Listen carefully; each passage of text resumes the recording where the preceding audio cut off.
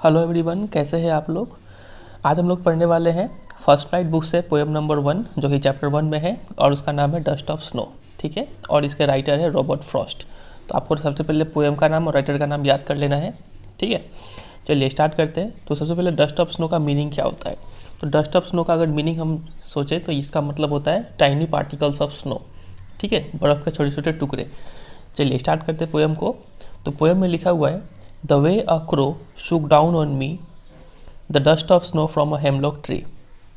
बोला गया कि जिस तरीके से एक कौवा shook down on me, shook down मतलब होता है शेक। ठीक है, मतलब हिला के गिरा देना। तो जिस तरीके से एक कौवा मेरे ऊपर हिला के गिरा दिया, क्या हिला के गिरा दिया, द डस्ट ऑफ स्नो। ठीक है, स्नो के छोटे छोटे पार्टिकल्स मेरे ऊपर गिरा दिया। कहाँ से गिरा दिया, फ्रॉम अ हेमलॉक ट्री। एक हेमलॉक ट्री के ऊपर से एक कौवा मेरे ऊपर डस्ट ऑफ स्नो गिरा दिया। अब हेमलॉक ट्री क्या होता है, तो यहाँ पे लिखा हुआ है अ पॉइजनस प्लांट या फिर tree with small white flowers. ठीक है, एक जहरीला प्लांट होता है, छोटे छोटे वाइट कलर के फूल होता है इसमें। तो आप पिक्चर में भी देख पा रहे हैं, वहाँ से समझ में आएगा। ठीक है, चलिए मतलब सीन कुछ ऐसा है। ये मान लीजिए है यहाँ पर हेमलॉक ट्री।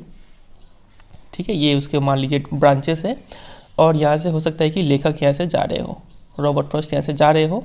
तभी क्या होता है कि हो सकता है कौवा यहाँ पे आके इसके ब्रांच, हेमलॉक ट्री का ब्रांच पे यहाँ पे आके कहीं से आके बैठा हो, या फिर यहाँ से उड़ के गया हो, या फिर यहीं पे हिला डुला हो। तीनों में से कुछ भी एक हरकत किया होगा वो, जिस वजह से यहाँ से जो पार्टिकल्स ऑफ स्नो जो था वो नेटर पे आके गिरता है। ठीक है, अब हो सकता है वो पार्टिकल्स इनके सिर पर गिरा हो, या फिर शोल्डर पे गिरा हो, या फिर कहीं भी बॉडी पे गिरा हो।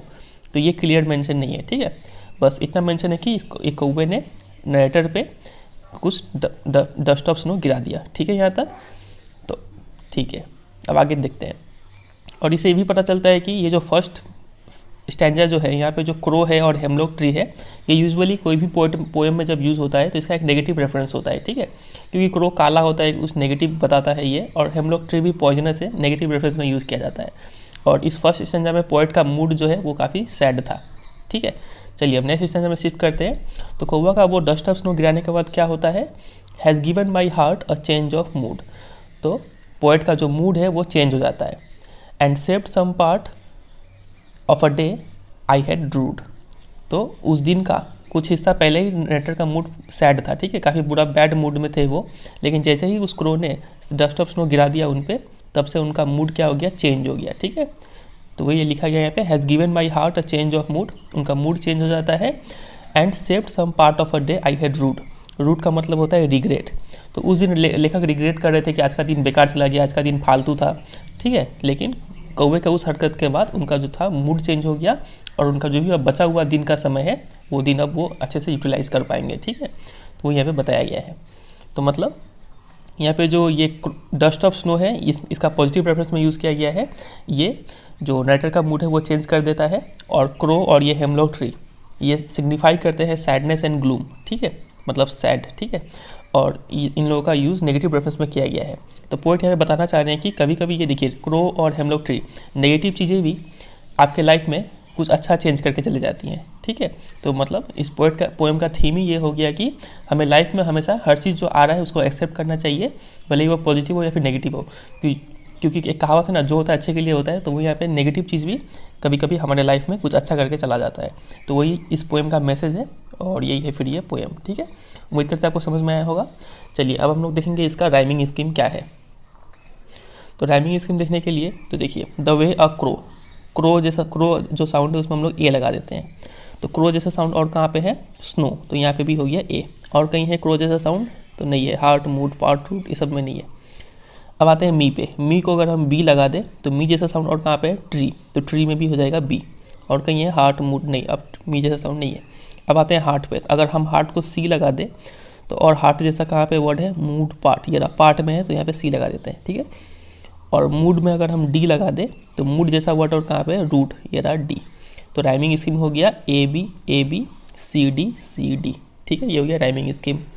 चलिए अब हम लोग बात करेंगे कुछ पोएटिक डिवाइस के ऊपर, मतलब फिगर ऑफ स्पीच के ऊपर कुछ बात करेंगे। तो देखिए, सबसे पहला जो फिगर ऑफ स्पीच है वो है आपका एलिटरेशन। ठीक है, एलिटरेशन का मतलब क्या होता है, जब एक ही लाइन में दो ठो क्लोजली प्लेस्ड वर्ड का इनिशियल लेटर सेम हो तो हम लोग उसमें बोलते हैं कि एलिटरेशन यूज़ हुआ है। जैसे कि यहाँ पे अगर आप देखें, सम, सेव्ड सम, तो यहाँ पे भी एस और एस एक ही लाइन में दोनों वर्ड सेम से बिगिन हो रहे हैं, सेम लेटर से बिगिन हो रहे हैं, तो यहाँ पे पोएटिक डिवाइस जो होगा वो होगा एलिटरेशन। ठीक है। सिमिलरली अगर आप इस लाइन में देखें तो हैज़ और हार्ट, ठीक है, दोनों पास पास प्लेस्ड है और दोनों का इनिशियल लेटर सेम है, हैज़ एच एच। ठीक है। तो यहाँ पे भी पोएटिक डिवाइस जो हो गया वो हो गया एलिटरेशन। ठीक है। अब आप बोलेंगे कि इसका हैज़ का एच और इसका हैड का एच यहाँ पे भी एलिटरेशन होगा, लेकिन नहीं, वो वर्ड हमेशा क्लोजली प्लेस्ड मतलब सेम लाइन में हो तो ज़्यादा अच्छा है। ठीक है। इतना दूर में एलिटरेशन काम नहीं करता है। ठीक है। चलिए, पहला हो गया पोएटिक डिवाइस। अब हम लोग बात करेंगे दूसरे पोएटिक डिवाइस पे, जो कि है आपका इंजैममेंट। ठीक है। इंजैममेंट क्या होता है उसका आप ऐसे समझिए, ये देखिए फर्स्ट लाइन है और यहाँ पे सेकेंड लाइन शुरू हो जा रहा है। ठीक है। तो फर्स्ट लाइन से सेकेंड लाइन आने वक्त इस जगह पे ना कोई कॉमा है ना कोई फुल स्टॉप है। ठीक है। तो हम लोग बोलते हैं कि यहाँ से यहाँ पे इंजैममेंट यूज़ हुआ है। सिमिलरली यहाँ से यहाँ पे, तो थ्रू आउट द पोएम में इंजैममेंट यूज़ हुआ है। ठीक है। ये आपको समझ में आ गया। इंजैममेंट पहला हो गया पोएटिक एलिटरेशन, दूसरा हो गया इंजैममेंट। तीसरा अगर हम बात करें तो तीसरा आपका है पोएटिक डिवाइस, वो है असोनेंस। असोनेंस क्या होता है? दो टाइप का होता है, एक होता है असोनेंस और दूसरा होता है कॉन्सोनेंस। ठीक है। असोनेंस वावल साउंड को बोलते हैं, कॉन्सोनेंस कॉन्सोनेंट साउंड को बोलते हैं। ठीक है। तो यहाँ पे अगर आप देखें कि शुक डाउन ऑन मी, तो यहाँ पे थर्ड वर्ड में एक ओ जैसा साउंड आ रहा है। ठीक है। शुक डाउन ऑन, ठीक है, ज़्यादा ओ साउंड यहाँ पे प्रोमिनेंट है और ओ कौन सा है? वावल साउंड है, इसलिए यहाँ पे जो पोएटिक डिवाइस है सेकेंड लाइन में वो आपका हो जाएगा असोनेंस। ठीक है।